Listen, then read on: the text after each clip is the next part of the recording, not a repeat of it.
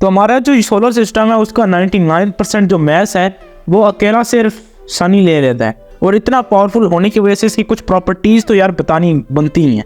तो सबसे पहली बात कि अगर सन अचानक से गायब हो जाए, मैंने आपको पिछली वीडियो में भी बताया था, तो फिर क्या होगा, यानी कि हमें अंधेरा और उसके इफेक्ट्स कब फील होंगे।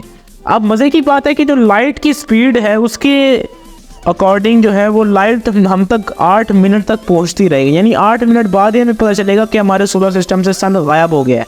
अगर हम ग्रेविटी की बात करें तो जो ग्रेविटेशनल वेव्स हैं वो भी कभी कभी लाइट की स्पीड से ट्रैवल करने लगती हैं, यानी कि हम कह सकते हैं कि एक ही टाइम पे ठीक 8 मिनट बाद ही हमें उसकी ग्रेविटी मतलब एक ही नहीं होगी, उसका भी हमें हमारे ऊपर इफेक्ट पड़ेगा, और लाइट ना होने का भी हमारे ऊपर इफेक्ट पड़ेगा। 8 मिनट तक पूरा जो सोलर सिस्टम है वो इंटैक्ट रहेगा। अगर आपको शौक है सन तक जाने का और वो भी एक जीप पे, तो आपको कितना टाइम लगेगा वो मैं आपको बताता हूँ। देखिए, अगर आपकी जीप की स्पीड है 60 माइल्स पर आवर यानी कि 100 किलोमीटर्स पर आवर, तो आपको तकरीबन 176 ईयर्स लगेंगे सन तक पहुंचने में।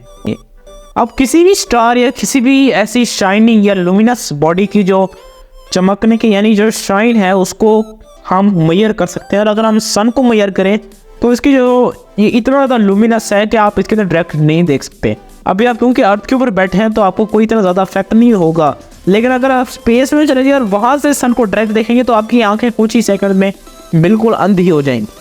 जो सन के ऊपर लाइट है वो एक्चुअली 386 बिलियन मेगावाट्स है, यानी आप सोच सकते हैं कि सिर्फ बिलियन सुनने में भी पता चलता है कि यार ये कितना बड़ा है।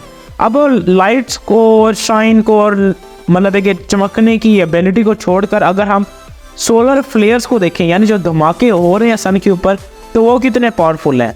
अगर हम उस एटम बम से कंपेयर करें जो कि हिरोशिमा या नागासाकी पे गिराया गया था, तो हर सेकंड सन के ऊपर बिलियंस ऑफ एटम बॉम्ब्स फट रहे हैं, और जब वो फटते हैं तो उससे 10 गुना ज़्यादा रिएक्शन होता है, यानी कि कभी भी ऐसा नहीं होता कि कोई भी सेकंड जो है उस सन को फ्यूल ना मिला हो। अभी सन हमारा 5 बिलियन ईयर्स तक ऐसे ही इसके ऊपर ये रिएक्शन चलते रहेंगे, और इसके बाद जब इसके अंदर फ्यूल ख़त्म होने लगेगा तो सन बिल्कुल ही फैल जाएगा और एक रेड सुपर जायंट बन जाएगा।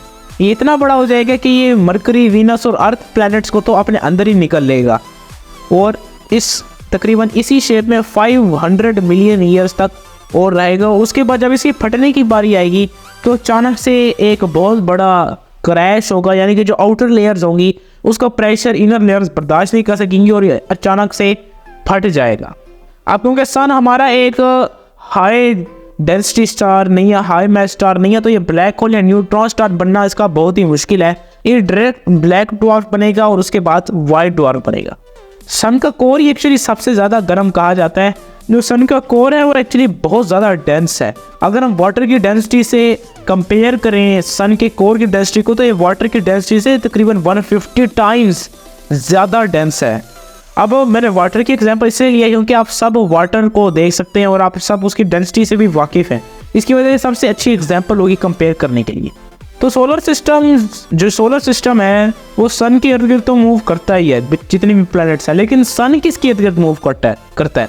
सन जो है वो अपने ही एक्सिस में मूव करता रहता है, और हमारे मिल्की वे के सेंटर के अराउंड जो है वो अपने एक्सिस पर भी रोटेट करता रहता है और उसके सेंटर के अराउंड भी रोटेट करता रहता है। यानी कि भाई जो यूनिवर्स में आप जो भी चीज़ देखेंगे वो कहीं ना कहीं मूव ज़रूर कर रही होगी, और तो जो ब्लैक होल जो कि एक जगह स्टिल दिखते हैं वो भी कहीं ना कहीं मूव ज़रूर कर रहा होता है। तो दोस्तों आज हम अपनी वीडियो को ये ख़त्म करते हैं, अगली वीडियो में मिलेंगे, तब तक के लिए बाय।